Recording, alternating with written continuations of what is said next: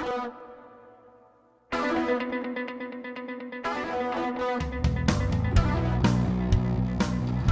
right, friends, listen up. It's going to be a heck of a show today. Sam Mirejovsky, News Talk 840 KXNT. Welcome to the What's Right show, powered by Sam and Ash Injury Law.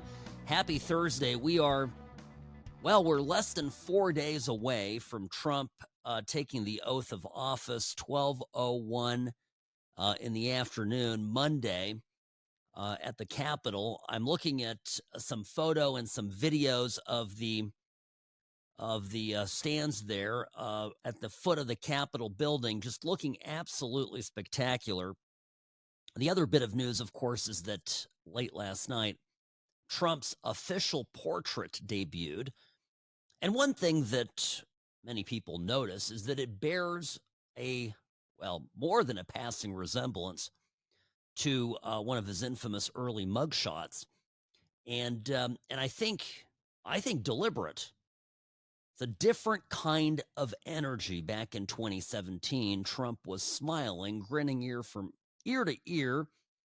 I think maybe completely unaware of what was awaiting him at the Capitol in Washington, D.C. as he went to the very swamp he had spent a year and a half or two criticizing. So this time the energy is much like the defiant pose that he struck after his first arrest, first mugshot taken and released. The media scalp the left thought that it had now turned into an enduring and iconic image. And I think I look forward to it. I think this is great. Every time you and I come back to the country or going through immigration control in a public building that has to have the portrait of the president up, well, guess what?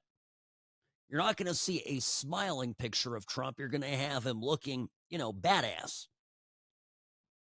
It's just going to infuriate everybody.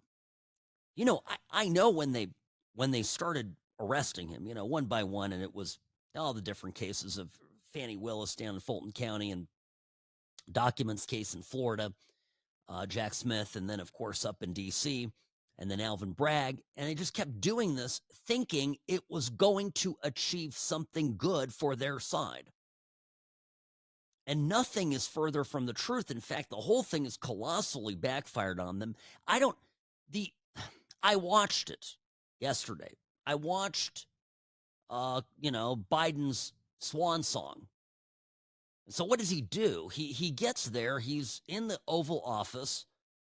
And who are they kidding? You can see that the window behind him, the desk that he has there at the Oval, has these big, glass French windows right behind it.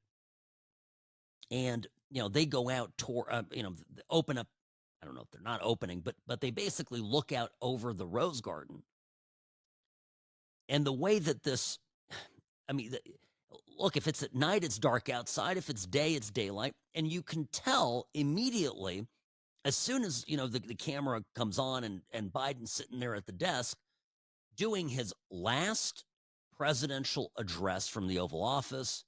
This is his farewell, talk that he's giving. And you can see that they've used some kind of, black plastic material, trash bags, whatever, that they have, adhered to the outside of this window to make it look like it's dark. Because there is no way that we have a president who could be awake and doing a speech at, 8, 9 o'clock at night. And that, it's obvious. There's even, by the way, because everybody in the Biden administration, right down to the interns, charged with setting up the speech set, are all incompetent. You can see the sunlight, the remainder of the day coming through the cracks in between where the material covering the window is affixed to the window itself. My commentary. Well, the reason it's important is when he says in his farewell speech all of the things that he did, I did, we did, tirelessly worked, all of it. It's baloney. Here's how tireless Joe Biden is. He can't stay up till 9 o'clock. Okay? That's how bad it is. And everything that we have seen over the past 4 years has been just fake. It's Fugazi.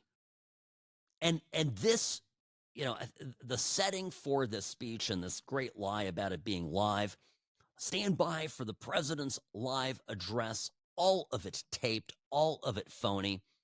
And, the only consolation here is 4 days to go, and that he's already having to pack up his Metamucil. I mean, that's the silver lining here. Now, the other silver lining is that Karine Jean-Pierre held her last press conference. This is also great news.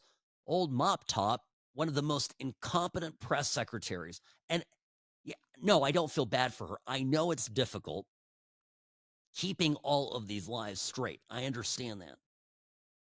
But it was just atrocious. The last press conference, there was some little cute, back and forth, yes, with her and a few reporters. I understand, but well, Jenny Leonard from Bloomberg, now even the so-called mainstream reporters are going after Karine Jean-Pierre. Rats fleeing a sinking ship. Here's what she asked about the hostage deal. Because, of course, Biden yesterday at his initial press conference, the one that maybe was actually live, was asked, well, here, let me play the clip. I mentioned this yesterday. I just didn't have time to load it into our system. This was Biden getting asked who he, hey, does Trump deserve any credit for the hostage deal? Who does the history books credit for this, Mr. President, you or Trump? Is that a joke? Oh, thank you.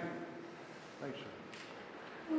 By the way, looking at the video, he's next to Antony Blinken, Secretary of State, and Blinken is walking next to him, really almost as a nurse carer, worried, Biden's either A, going to say something completely inappropriate, some kind of gaffe, or B, that he's going to fall over, on his face. So then later that day, yesterday afternoon, while we were on air, Karine Jean-Pierre got asked about this by the Bloomberg gal. Listen. Okay. Karine, we're sort of dancing around who gets to take credit for this deal. No one's dancing around here. Colleague at the State Department briefed our colleagues that President Trump was critical in getting this deal over the line. Do you not agree with that statement? I mean, look, I'm not going to speak to a random person. I don't know who this person is. I'm not going to. Oh. What I can say is, look, obviously Matt Miller will speak for himself. What I can say is there are steps that were taken here that is really important and critical, and that started with this president starting a framework that was agreed upon by the world back in May. And that was because of this president. That was because he was able to lay out his thoughts, his thinking on how to move forward with this negotiation.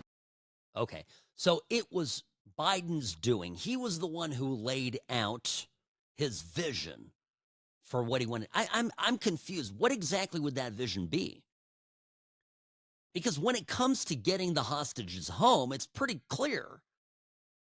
If you're the president of the United States and you have Americans being held hostage by terrorists, it's you release our citizens, or we come in with our military and we wipe you and your families off the face of the earth. Like, to me, that seems pretty straightforward. But at every point along the way, the past 4 years have been nothing about just filled with platitudes, lies, exaggerations, empty words, okay, and nothingness. And the country has been degraded in every conceivable way, from our military to our economy to our energy production to our safety and security around the world. And our allies have suffered alongside of us. So we come back a couple of moments from this disastrous last address to the nation, supposedly live, late night from the White House. Well, during the day, whatever. Biden needed to take a nap. Sam Mirejovsky, News Talk 840. The What's Right Show will be back in a moment. I'm the best. Personal injury law has been the same for a long time. The best. Big egos, greed, and sleazy schemes. We've had enough. Welcome to Sam and Ash, the new standard for personal injury law, where things are done the right way, because you deserve a team that delivers real support and results. When you have both, your whole world can change. Sam and Ash Injury Law, because you deserve what's right. You know, friends, I got to tell you, this race to take credit for the Hamas ceasefire deal may end up backfiring on Biden. Sam Mirejovsky here, News Talk 840 KXNT. Remember yesterday on this program, I told you to be skeptical of this deal, that I would believe it when I see it. And based on the representations of that one minister from Qatar, or Qatar, depending on your choice of pronunciation, that it wasn't entirely clear what the terms were and that this whole thing could still fall apart. Well, the Wall Street Journal now reports that Israel is delaying their cabinet vote approving the ceasefire deal. Remember, I mentioned yesterday the processes that it would need to go through, right? First, the wartime cabinet approves it, then the Knesset, then you have the Israeli Supreme Court that has a period of time to receive constitutional challenges to it.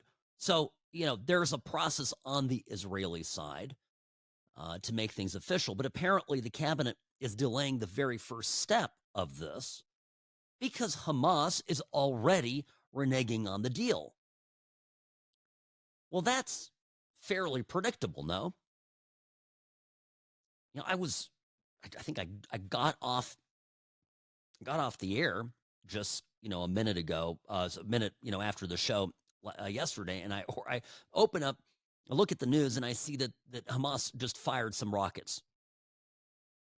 So these are not necessarily the actions of people that want peace. And you know, what do I think? I think Biden is absolutely singularly focused on getting a deal done before he leaves office. He wants to be able to, on the 20th of January, on Monday, when he's up on the, you know, Capitol steps, handing over the presidency to Donald Trump, have this thing done and be able to claim ultimate credit for it. However, when you are negotiating, okay, and the other side knows that you need to get a deal done before X date, what do you think that does to your leverage? Because I can tell you as an attorney, if my opponent, the lawyer for the other side, knows that my client and I need to make a deal happen by Friday, we're not going to get a good deal. Like, even if my client comes to me and says, Sam, I need to get this wrapped up. I need to get this wrapped up this week or else. And I say, well, look, I'm not going to lead with that. We go in and say, hey, we got months. We can wait a whole year. We can go through 3 years of litigation. You guys figure out, you know, that's the posture. And Biden, you know, his team, no matter who it is that's actually doing the work, doesn't have the benefit of that time. I really don't think this is going to get done until Trump gets into office.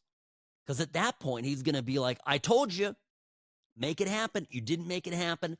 Now I'm going to come in like the King of Kong and have you meet all those virgins up in the afterlife. It's not going to be pretty. So my general sense is that this is going to sort of fizzle here as we go through the next, 4 days.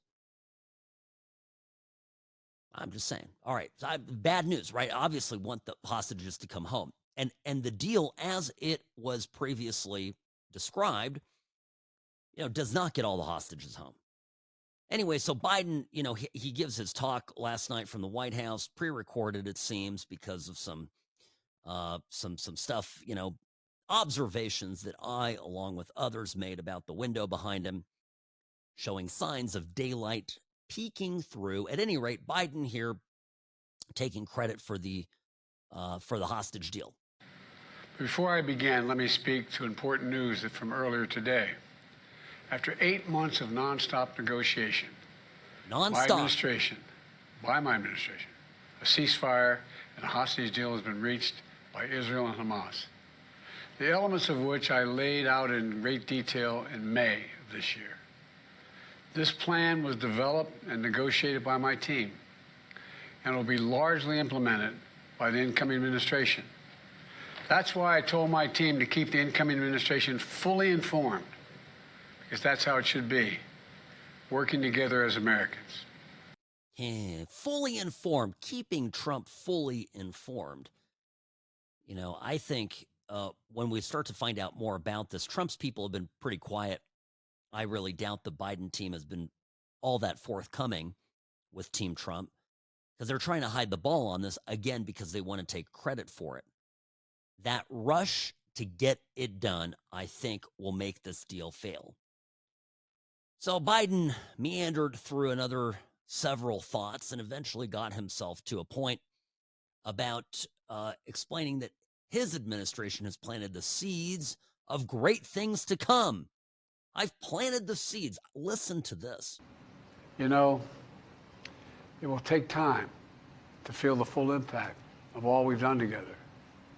But the seeds are planted, and they'll grow and they'll bloom for decades to come. At home, we've created nearly 17 million new jobs, more than any other single administration, a single term. More people have health care than ever before. And overseas, we've strengthened NATO. Ukraine is still free. And we pulled ahead of our competition with China. And so much more. I'm so proud of how much we've accomplished together for the American people. Wait, we spent $500 million in Ukraine, and we're fighting over the same, 100 kilometers of blood-soaked earth. China, does anybody actually believe that we are keeping up right now with China? I mean, that's Fantasyland thinking. And planted seeds, it is, literally, Team Biden has been poisoning the soil and doing everything in their power to make the Trump administration's efforts at a national recovery more difficult. All of this is an absolute clown show. Okay, the winning comment, of course, was Biden started to rail about the oligarchy. Very rich from a guy that just awarded the Presidential Medal of Freedom to George Soros. I want to warn the country of some things that give me great concern. This is a dangerous concentration, and that's a dangerous concentration of power in the hands of a very few ultra-wealthy people. And the dangerous consequences if their abuse of power is left unchecked. Today, an oligarchy is taking shape in America of extreme wealth, power, and influence that literally threatens our entire democracy, our basic rights and freedoms, and a fair shot for everyone to get ahead. We see the consequences all across America, and we've seen it before, more than a century ago. But the American people stood up to the robber barons back then and busted the trusts. They didn't punish the wealthy. They just made the wealthy play by the rules everybody else had to. Workers want rights to earn their fair share. They were dealt into the deal, and it helped put us on a path to building the largest middle class, the most prosperous century any nation in the world has ever seen. And we've got to do that again. In the last 4 years, that is exactly what we've done. People should be able to make as much as they can, but play by the same rules. Pay their fair share of taxes. Probably said that with Hunter Biden in the room. Didn't he shield his own son from the legal consequences of not paying his fair share in taxes? Never have I seen somebody afflicted with diarrhea of the mouth from both ends for as long as Joe Biden has been. Absolutely horrible. All right. Quick break here, bottom of the hour. We'll get to all of the, we got the confirmation hearings. We got a lot to cover today. Stay tuned. Buckle up, folks. The What's Right show brought to you by Sam & Ash Injury Law. We'll be back in just a moment.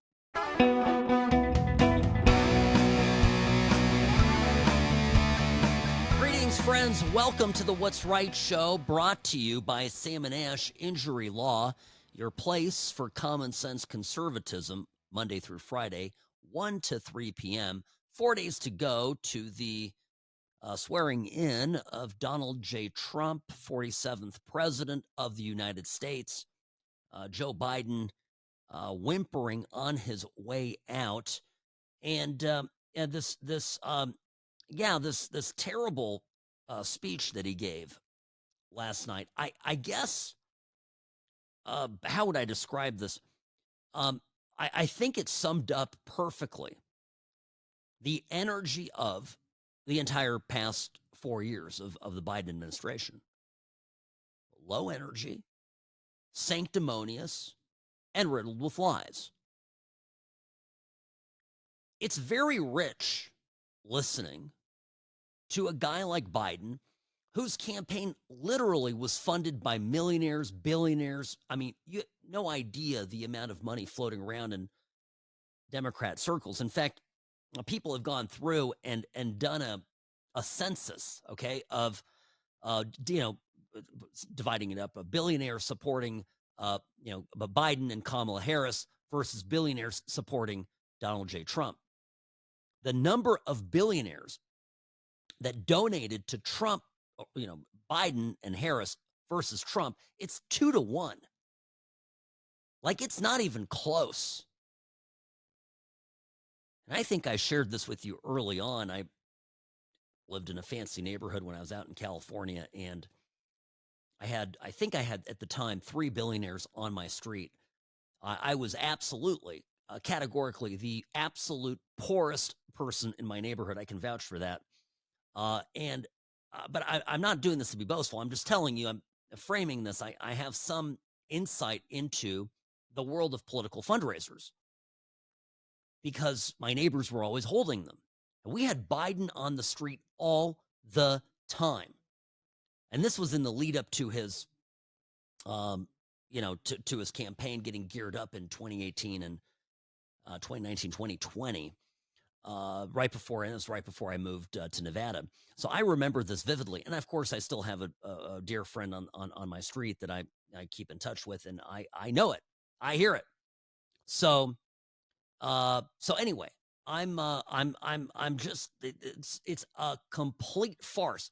What Biden is upset with, along with the rest of the Democratic Party, is that Elon Musk defected. Now, this is not too different from, having some, highly praised, member of, the Communist Party in China, okay, or in the former Soviet Union, and is highly praised member of the party. This guy, let's say his name is Elon, and Elon makes electric cars. He cares about the environment, and he's this, and he supports Obama. So Elon is like the cool guy, right? Everybody loves Elon, like the party loves Elon. And all of a sudden, we go back to the metaphor of a, socialist communist regime. You have this high-level, high-profile person defect. And they leave for the West, and they get on television in the West, in the U.S., and they talk about the horrors of communism because they've seen the light and are now able to talk freely. And these people immediately, one day to the next, become persona non grata with the entire, Bolshevik establishment that they've left behind.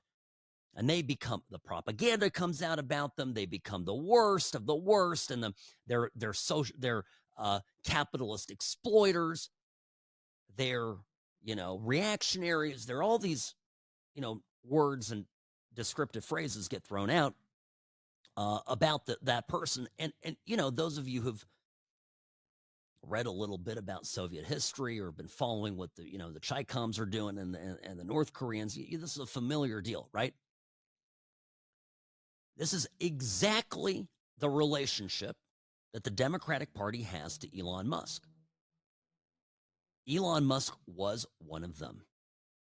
And he left. And it's different than fleeing a communist country. You physically have to get up and, sneak out or find a way out and then, remain outside of the country and publicly state your opposition. But Musk did that in a sense. He left the Democrat reservation. He saw what he saw. He couldn't take it anymore. And he was so incensed by what Biden did and was doing in 2021 with the Twitter files that he goes in and he pays $44 billion for Twitter. I don't know if, by the way, you saw the news yesterday. I didn't mention it on air, but I will now. The Twitter, Musk has just been sued yesterday, like 5 days before Biden's leaving office. They sued him over some financial disclosures related to the a purchase of Twitter. And, the comedic part of it to me, of course, is well, isn't this a sale that one liberal judge in Delaware forced Musk to consummate? Right? Musk wanted out of the deal because, by the way, Jack Dorsey's Twitter was hugely and fraudulently overinflated. They said, we've got all these users. And they go, okay, if you have all these users, the price is 44 billion. And then Musk looks under the hood, goes, like 30, 40% of these things are bots. You guys are just, that's artificially created value because when it comes to social media, obviously, every user, right? That's the users that make the product valuable. And the judge forced him to take the deal and didn't really address the elephant in the room, which is that, he was getting defrauded, literally, by the board of Twitter who made those representations. So I digress. So that's one part of the thing that's funny. The other part of it's funny is Biden's literally filing this lawsuit so that the headline in 2 weeks will be, and Robbie marked this, the headline in 2 weeks when Team Trump goes to drop it or whenever it happens will be, Trump, in deference to his oligarch friend, dropping, the lawsuit and disposing of a real problem for Elon Musk, interfering in the Department of Justice case on his friend's behalf.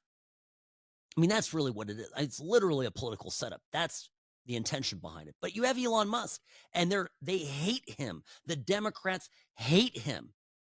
They hate him so much because he left them.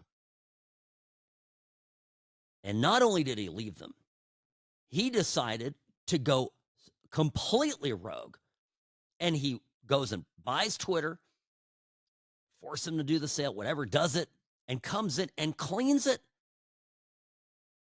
A lot of people are asking me, Sam, do you think Trump really is going to clean or drain the swamp this time around?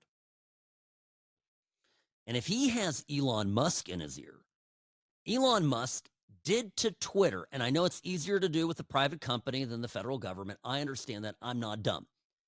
But Elon Musk did to Twitter what Trump should have done in 2017 when he became president. And there are all these hostile actors, all these embedded Democrat, leftist, communist apparatchiks inside Twitter, just like they are currently in our government. And Elon Musk went in and he fired them all. All those smelly libs, he got them all done. And so I always say, like, if Trump's going to be listening to Elon, Elon's going to say, hey, whoever you can get rid of. Remember, what did Elon want to do? Did he want to handle the finances? Did he want to go into science and technology? Elon, had Trump's ear. Elon could have asked for any position inside this administration that he possibly could. Well, what did Elon ask for? Doge. And if anybody on the left was actually being truly like cynical, well, skeptical, but intelligently skeptical, they would say it's a means of destroying and getting rid of and purging all the leftists in government under the guise of efficiency.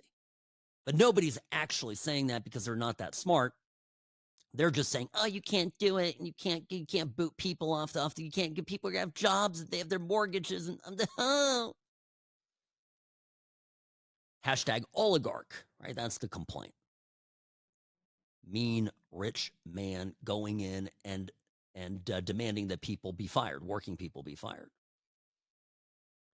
So so they know, the left understands that Elon Musk is an existential threat to them. And I think they fear him even more than they might otherwise, given the fact that he was one of them at one time, that he turned.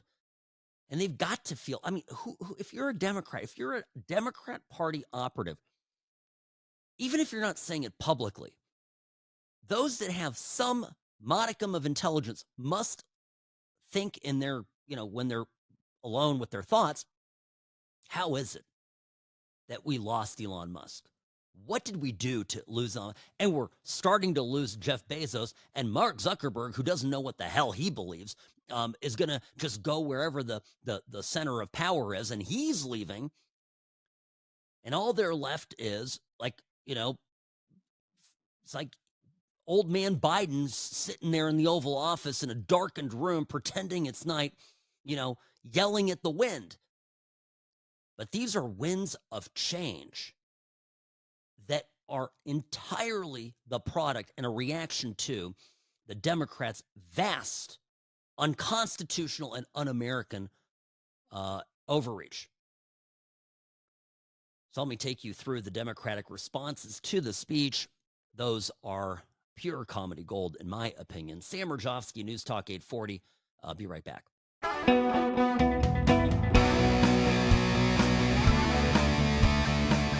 Yeah, I'm loving this oligarchy term that the Dems have now latched onto. Oligarchy. That's a dirty word when Republicans, not Democrats, Republicans, are friends with billionaires. Sam Mirejovsky, News Talk 840, KXNT. Welcome to the What's Right show, brought to you by Sam & Ash Injury Law. Folks, it's very simple. Whether you're a Republican, a Democrat, or a sitting on the fence independent, and by the way, you know who you are, let me tell you something. Your political affiliation will not make an ounce of difference to you when some drunk idiot rear ends you, particularly driving around here in Las Vegas, in LA, on the road to LA or back from LA or wherever you might be. There are some crazy people on the road. And then the next thing that happens is you're going to be very frustrated talking to your woke insurance company. And I don't know how to tell you this. I'm going to do it nicely. Your insurance company does not care. You need somebody on your side to fight for you. And I recommend Sam & Ash Injury Law. Now, not just because I am the Sam of Sam & Ash, fair disclosure. No, that's not it. I know that what we do for clients here in Nevada and California and across the country makes an enormous difference. And I know what we need to do to make sure that your rights are preserved. And sometimes it's just giving a little bit of free advice. We do that all the time. But what you do not want to do is go talk to your insurance company or the other person's insurance company without knowing your rights. 702-820-1234. 702-820-1234, because you deserve what's right. All right, friends. Speaking of Democrats, let me tell you this. This oligarch thing. let's start with MSNBC. It's depressive over there. Imagine you are an MSNBC host. Number one, your ratings. Robbie? What would be the correct term for MSNBC's ratings? I'm trying to find the right data term. I think it's sucks donkey. I think that's the term I'm looking for. So when their ratings are not good, this is like when Hegseth got asked to define the term jagoff. I don't think I need to hear for any of you define what sucks donkey means.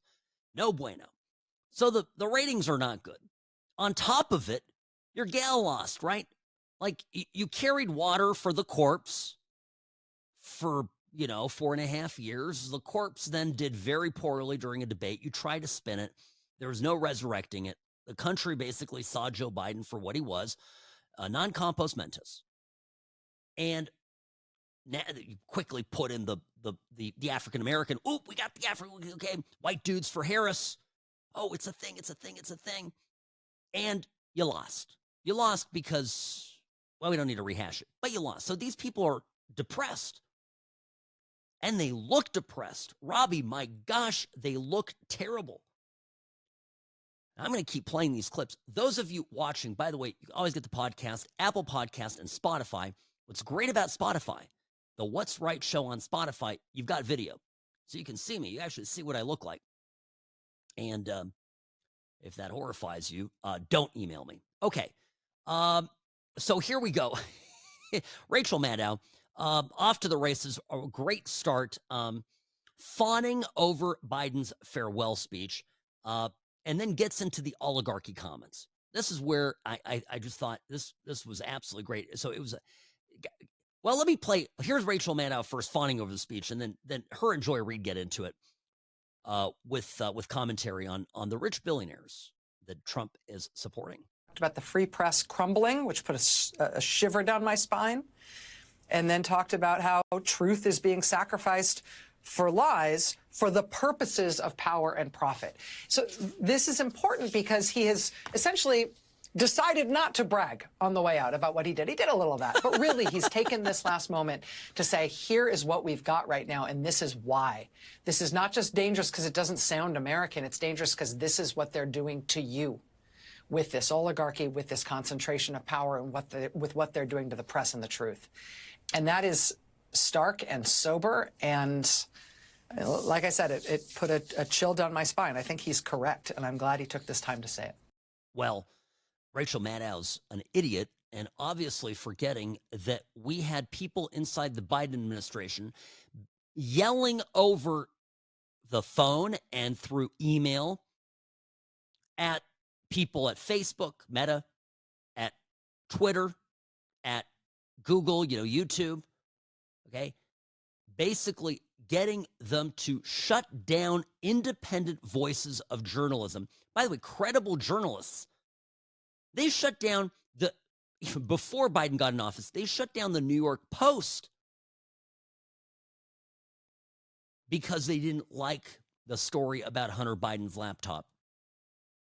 People within our government, from the FBI, came out and said, oh, it's a Russian collusion. They lied to protect their candidate.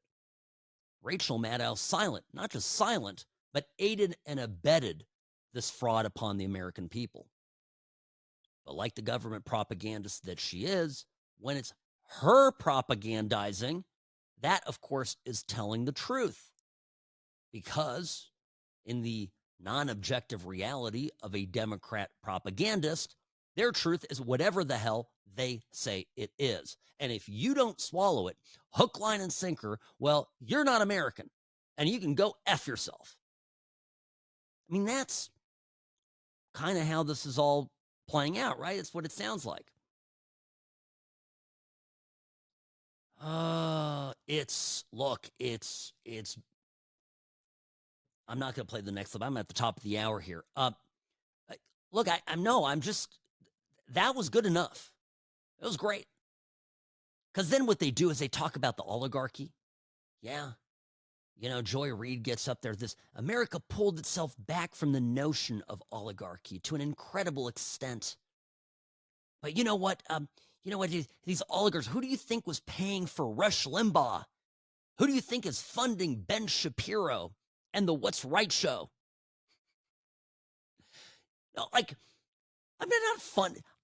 Rush wasn't funded by the oligarchy. Rush was funded by millions of listeners who tuned in and made commercials, very expensive on his program. That's what funded Rush. It was the people. The Democrats hate it when the people decide anything. When you decide something on your own, you are an enemy of the state. If you were a good, proper American, per the Democratic Party, you would listen to them, do as you're told, and shut the hell up. By the way, this is how the Democrats are talking to the nominees, right? In Congress. You listen to me, Pam Bondi. All right, be right back, folks. Don't go anywhere. The What's Right show will continue in just a moment.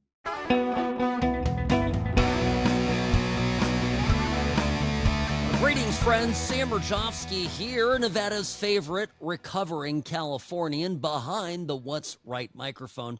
Yesterday, in between the Biden speech and getting put to sleep there, had the distinct pleasure of listening to our governor, whom I adore. But I have to tell you, he is no Winston Churchill. My goodness, the Nevada State of the State speech occurred last night. And, let me just back up here for a second.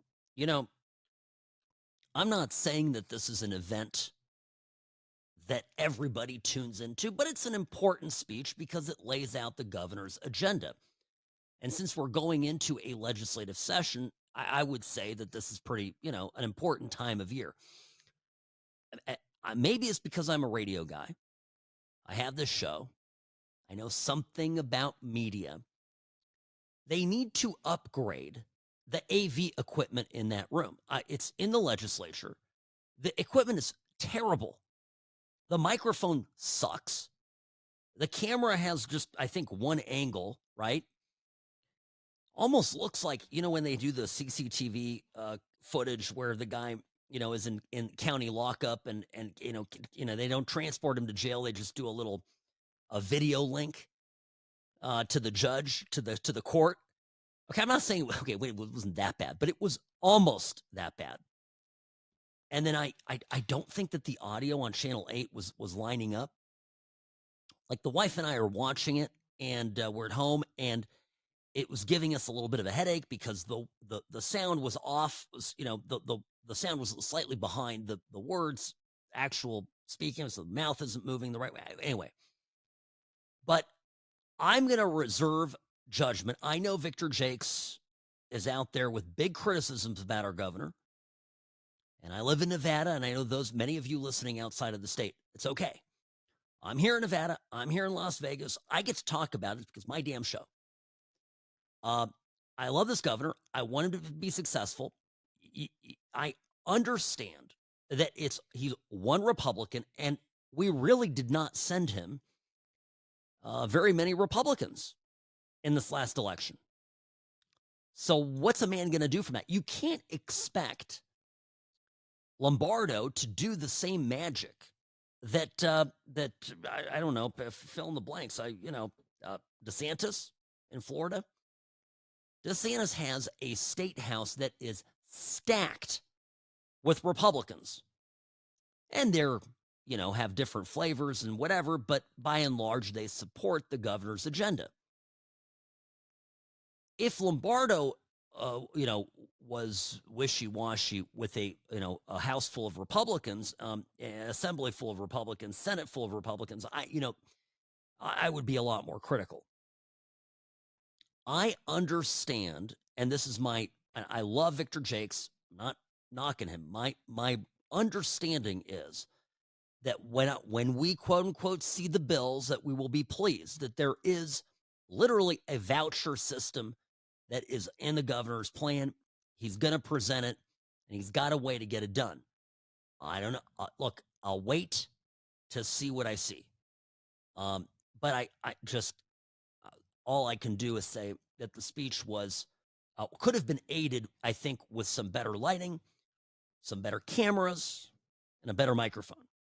And that wouldn't have cost the state very much money. I think for about $1,000, we could have made that thing sound a hell of a lot better. So that's my local criticism here. And I'll follow this, of course, as we go into session. Now, we have a part-time legislature here. Those of you out of state. California, let me tell you, and I say this as Nevada's favorite recovering Californian, the biggest problem California has is a full-time legislature. When you give a bunch of Democrats unlimited time, basically, to come up with silly new laws, I mean, this is, it's like, you know what's going to happen. Not good. Not good. So we have a part-time legislature. They're going to go into session. It's starting soon. Everything gets opened up, gets started. Let's see what happens. Got some important stuff to take care of. I hope it all gets done. All right. How's that, Robbie? That was pretty nice, right? Anyway, I'll wait and see. That's my approach. By the way, speaking of California, the former Oakland mayor, Sheng Tao, she's the first Hmong American. I just found this out from the San Francisco Chronicle, as if this matters. She's the first Hmong American to be the mayor of a major city, I guess.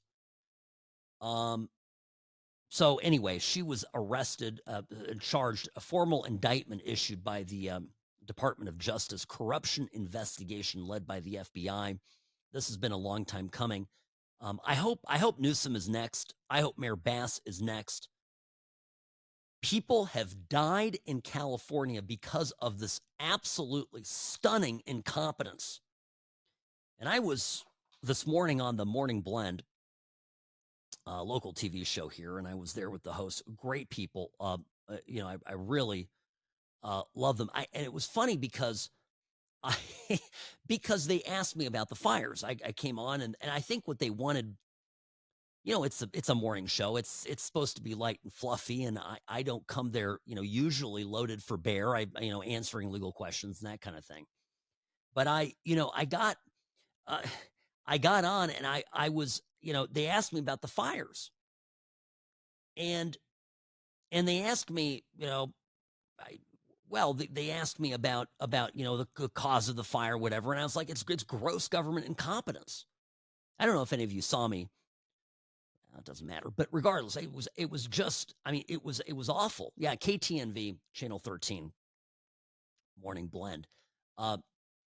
Elliot and Jessica, great people, love them, and I think they wanted me. I think some other lawyer that would have been on, when asked about the cause, well, we have global warming, and we have this, and we have that, and it's just tragic. And I was like, it's tragic, and it was preventable.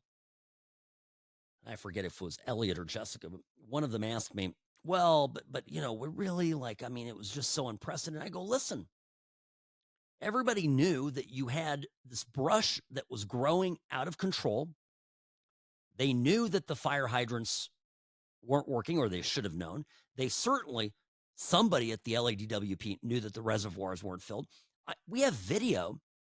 I don't know if you saw this. There's video now of meetings that took place in LA weeks before the fires, where the fire union is begging the city, the county, the state, anyone that will listen to help the fire department. They literally stand up there and say, people are going to die.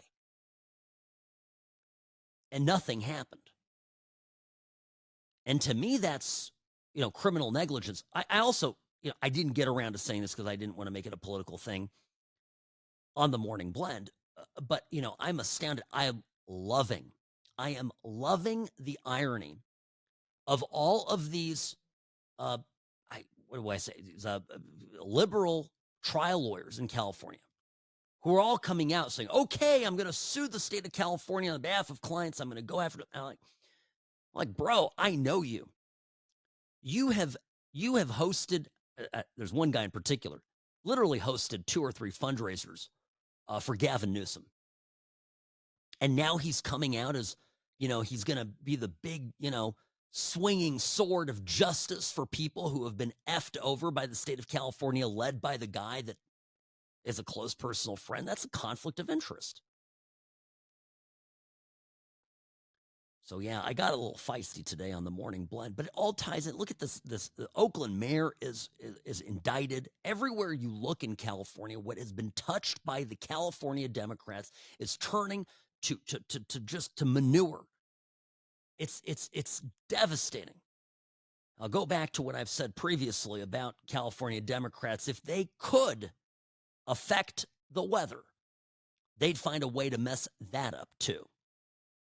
Sam Mirejovsky, News Talk 840, KXNT, the What's Right show is brought to you by Sam and Ash Injury Law, 702-820-1234, because you deserve what's right. The Sam and Ash team, they wanted me to have the best care. They had my interests at heart. I have an enormous amount of gratitude. I cannot say enough thank you.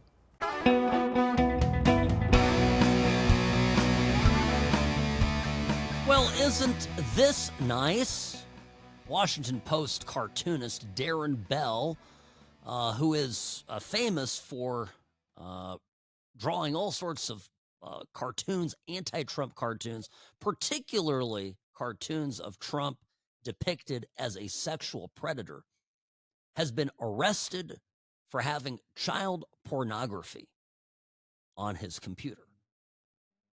It always happens to the nicest people. Sam Mirejovsky, News Talk 840, KXNT. Welcome to the What's Right show, brought to you by Sam and Ash Injury Law.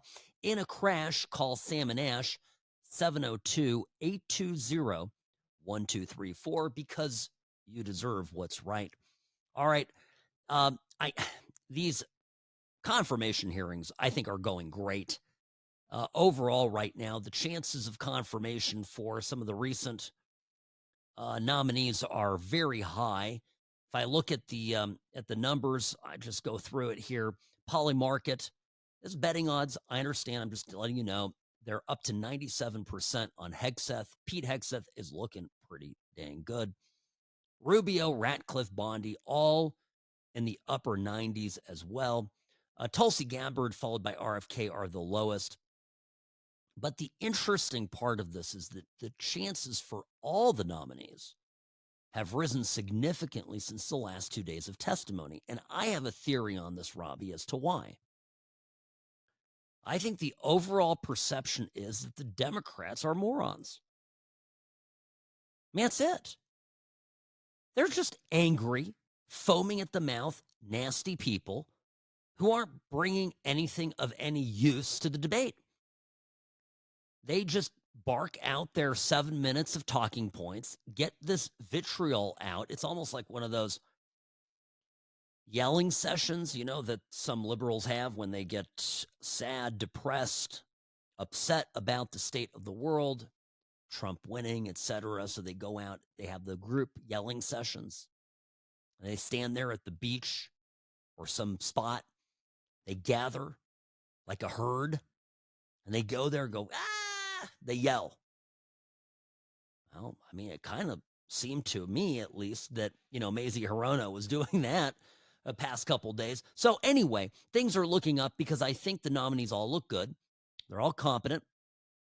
So far, extra telegenic, if I have to be honest. And it's, it's crazy. So I think good for the nominees, good for Trump, bad for the Senate Democrats. All right, so who was on deck today? Pam Bondi, Scott Turner, Lee Zeldin, who is up for EPA Commissioner, Administrator Scott Bessent, a Treasury Secretary. Boy, he had a great moment with Ron Wyden. Look, they're talking about energy. And actually, they got into energy a little bit with Interior Secretary Doug Burgum, who is also a nominee. former candidate for president, Doug Burgum, nice guy, South Dakota governor. Anyway, he was. Now let me start with Bessent. So the Treasury Secretary designate, Trump's nominee, Bessent, has this senator start to get at him about energy, and I love when the Democrats get the frame wrong, because they immediately try to make this about clean energy. It's all about clean energy, and Bessent just absolutely destroys him and turns this right side up. Now there is a big effort in the Trump administration to reverse it. I think that's going to be bad for the economy, but it is going to be damn good for China, because we are in an arms race on clean energy with them. Are you going to be on the side of people who want to unravel this? Senator Wyden, just so we can frame this for everyone in the room, China will build 100 new coal plants this year. There is not a clean energy race. There is an energy race. China will build 10 nuclear plants this year. That is not solar. I am in favor of more nuclear plants. And I would note that the IRA, as scored by the CBO, is wildly out of control in terms of spending on the upside. Exactly. And talking about environmental control. So look, where do you even begin with that? Of course, Bessent is 1,000% correct. And the Dems, right, Wyden, who is from Oregon, says, the environment, clean energy. And it's just these buzzwords, beep, beep, beep. There's buzzwords over and over again. That's all they've got. All they've got are buzzwords. So no, I'm just telling you, I mean, that's it.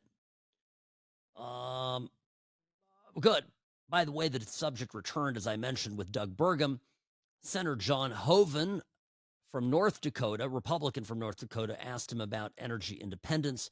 And this was an opportunity, obviously, for Burgum to be very forthcoming about it. Really like this. Talk about how you implement a game plan to achieve that goal of energy dominance that President Trump wants for this nation. Well, again, I think I don't want to get caught in making forward-looking statements, because the council will be formed by an EO. But I think that the intention, as you can read in President Trump's public statements, he's very simple. He wants to cut red tape. He wants to have more affordable energy for us. He wants to sell energy to our friends and allies, so they don't have to buy it from our adversaries. That's how we reduce tensions in the world. And then we've got to make sure that we're doing it in a smart way, because he talks all the time about clean air, clean water. At the very moment that Democrats are trying to reduce the amount of electricity created, because they're going to make it up with wind and solar panels, which don't work the same way as nuclear power, we are coming up on an era in our country where we will need unprecedented amounts of electricity. People don't understand that what's coming right now with AI revolution is going to happen during President Trump's term, where when we have generalized intelligence that we can manufacture, it's going to affect our ability to compete with every other power. And China they permitted more than 2 coal plants a week in the first half of 2023. And they're already the world's largest emitter. So we're competing against someone who's going to create more electricity, produce more AI, and this could be how we lose the Cold War with them if we don't get it on. We have to do it here, and we're a country that believes in reclamation. We believe in following labor laws. China, child labor, no reclamation, no care about the environment. They're a tough competitor right now in terms of their ability to produce electricity. So we've got to get going. We've got to cut red tape. And we've got to realize that if you shut down U.S. energy production here, it doesn't help the global environment. That's a false trade-off. It doesn't help because somebody else produces it someplace else, less cleaner than we do. And why does this matter? Well, because the processors, the computers, computing power required to make AI work is extremely dependent on electricity. It uses up a lot of power. And it's not even a matter of cost. Is there enough power? Like our quantum computing, where we're headed in terms of AI, it may end up becoming an energy race. Like, it's easy to build more computers and add more processors. The question will be, does a country in a particular region that has those processors, those computers in it, have adequate power to feed them and still provide, power to light streets and homes, etc. And these are things that, when you listen to what Democrats are saying out there, it's like, oh, we're going to have to, the global warming and climate change, and we got clean energy. Buzzword after buzzword after buzzword, nothing but empty gobbledygook is what they have. And this is what makes it so laughable when Joe Biden, in his sleepy afternoon speech, billed as an evening light broadcast, tells the world that we are beating China head to head. It is manifestly absurd, a full-on lie, and I worry actually a bit of a delusion to boot. These dangerous people could not be out of here fast enough. 4 more days. All right, hang on for 4 more minutes. I'll be back for another half hour of the program, brought to you by Sam & Ash Injury Law, because you deserve what's right.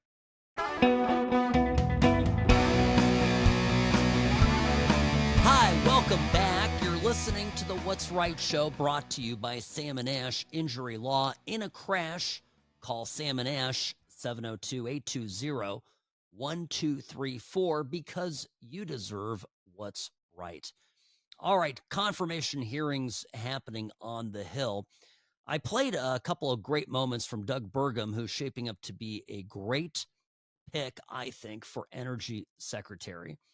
And look,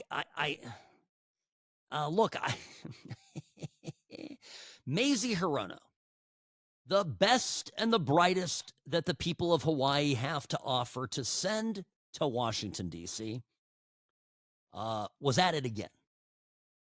This is how she opened her questioning of Doug Burgum. I'm going to play. I play this without commentary. Thank you, Mr. Chairman. Welcome. As part of my responsibilities to ensure the fitness of nominees before any of the committees on which I sit, I asked the following 2 initial questions. First is, since you became a legal adult, have you ever made unwanted requests for sexual favors or committed any verbal or physical harassment or assault of a sexual nature? No, Senator, I have not. Have you ever faced discipline or entered into a settlement related to this kind of conduct? I have not. The Democrats are just obsessed with sex. Have you noticed this? When I was growing up, my impression, generally speaking, was that the Republicans were the Puritans.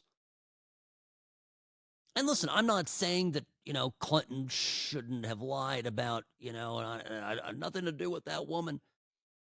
But, the Republicans got a little obsessed with Clinton's sex life, and we were told at the time that it didn't matter. It had no bearing at all on his fitness to serve as president. And so, my young, formative mind, what was that, 7th, 8th grade? 8th grade went away from that experience thinking, well, okay, all right. That's the standard. I frequently refer to this as the Clinton standard. And now the Democrats are all talking about sex. I mean, Tim Kaine was getting a stiffy the other day, going after Hegseth. And you stumped her, didn't you? You got her, you, Mr. Hegseth, you put your in her and you impregnated her. I mean, that's what it sounded like. It was pretty soft core, okay?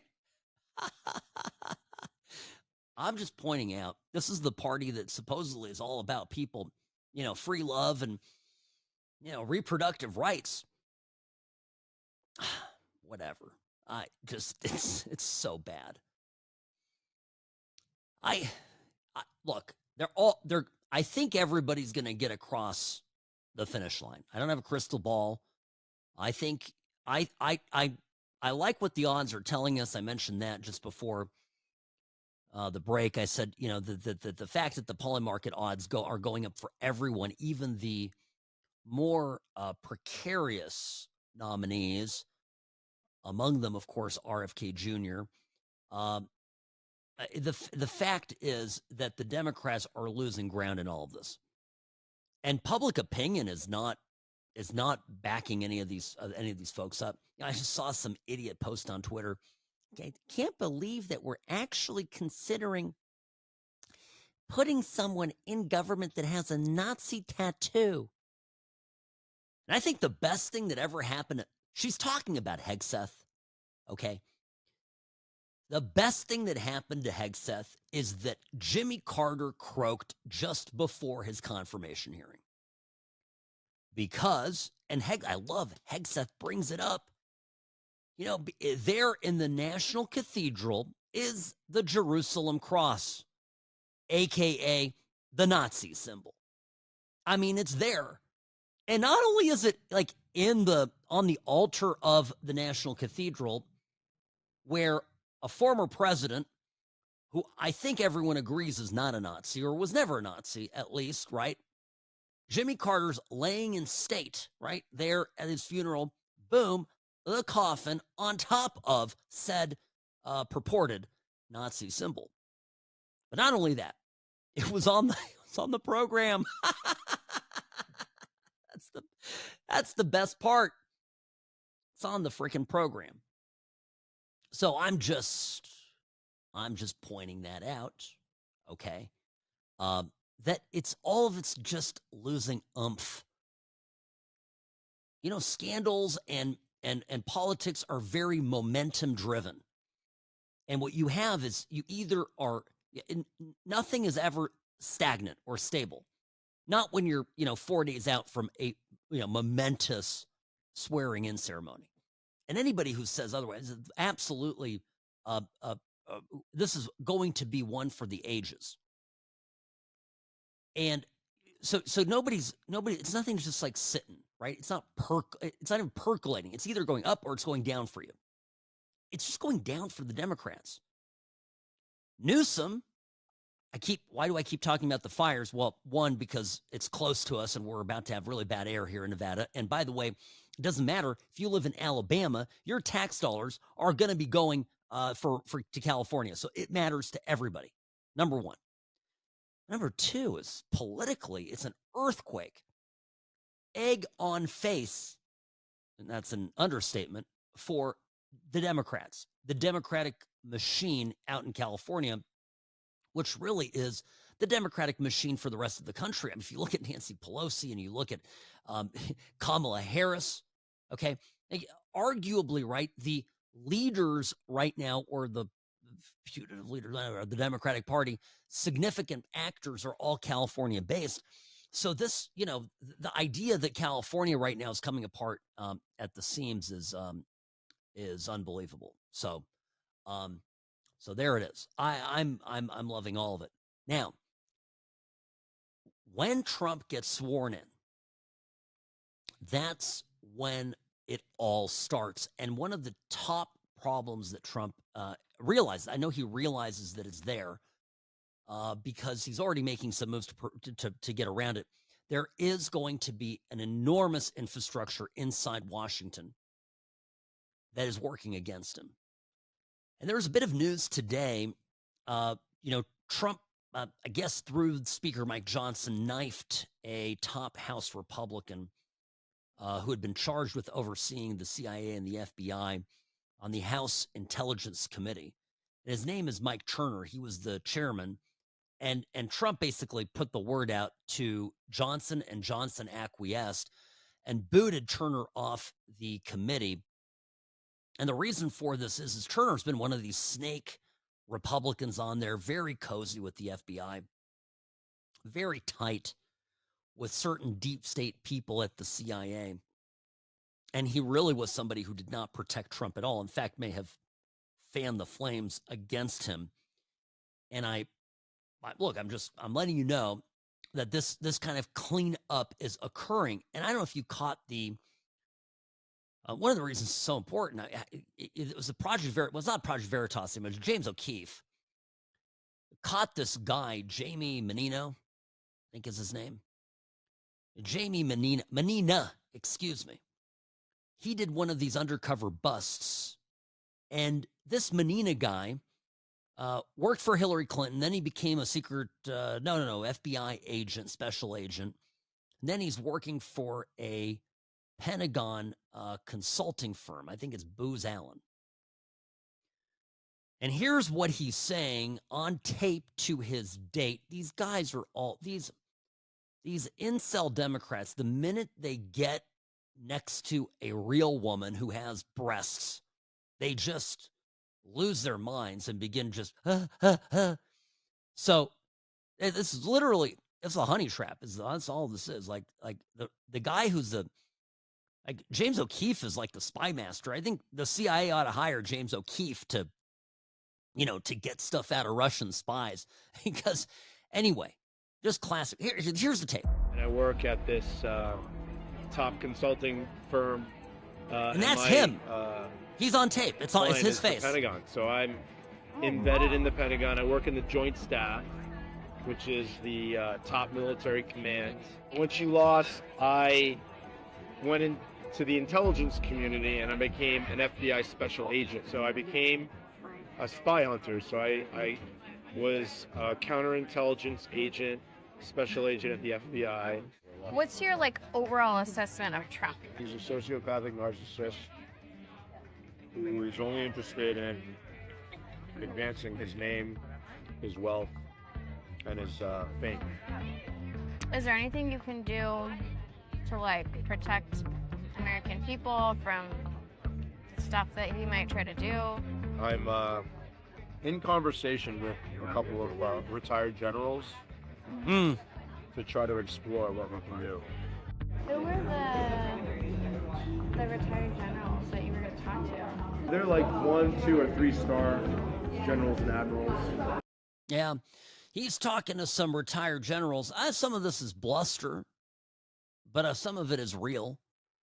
And these people, these need to be taken out of government, root and branch. By the way, you'd think that a guy that's been a trained, counterintelligence operative for the FBI would be able to spot a sting. And funny enough, this Jamie Menina, this is not the first time that he got caught on a sting. Now, those of you watching on Spotify, who have the show on Spotify, by the way, you can get the show for free on Spotify. You don't have to subscribe. Get the app, because unlike on Apple Podcast, you've got video. So I'm going to show this video. And I'm going to narrate what's happening here, because this is filmed by DC predator hunters. They're people that put out a decoy, pretend to be an underage child person, and get, sex predators to try to meet up with the girl. In this case, it was an underage girl. And the entire thing is caught on tape. Now, the audio on this is just horrific because some copyright protections that I think, or some sort of protections that are on this video. But in the interests of full disclosure about who these resistance perverts are who are working against Trump, this guy, before James O'Keefe ever got him, had the predator hunters in D.C. catch him trying to have sex with a 14-year-old girl. So this is blurry. Okay, going into a kitchen. But here's the guy. That's him. He's in a white polo. He's already got his shoes off. He's like, no. I don't want to do anything. And by the way, off camera, there's another part, Robbie, where he has a whole conversation with the decoy. And boy, he's like, no, don't film. You guys are terrible. You guys are deceptive. He is on camera, multiple angles. He is leaving the house. He's shaking his head. What a sicko. What a sicko. Tell us your side of the story. Jamie, are you a pedophile? Please answer the question. He's running off to his car, tail between his legs. It's just like that cartoon artist. It's these people, right? go around making cartoons of Trump the rapist, Trump the rapist. His computer's filled with child pornography. Bunch of sick freaks. Sam Mirejovsky, News Talk 840, KXNT. Let's drain the swamp, folks. 4 more days to go.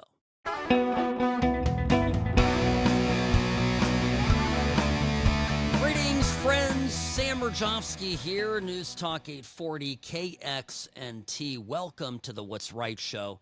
All right, lots going on. We're going to get through it all. By the way, Fetterman, Senator Fetterman, people are wondering openly if he's going to act as a default Trump Republican. And I'm so profoundly bothered by this because, you know, Joe Manchin, you'll remember he's just recently out of the Senate from West Virginia.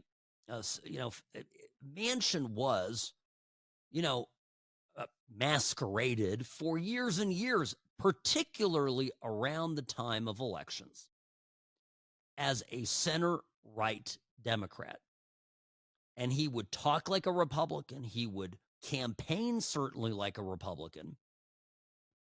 But he caucused with the Democrats, and when the Senate was at a razor-thin margin, he was oftentimes the deciding vote. In fact, he gave the Senate to the Democrats on at least one occasion that I can recall. So Fetterman's a Democrat. That's it. Fetterman's just politically very smart, and he understands that he cannot run as a lib Democrat, that he has to kiss up a little bit to the Trump people, because look at his state.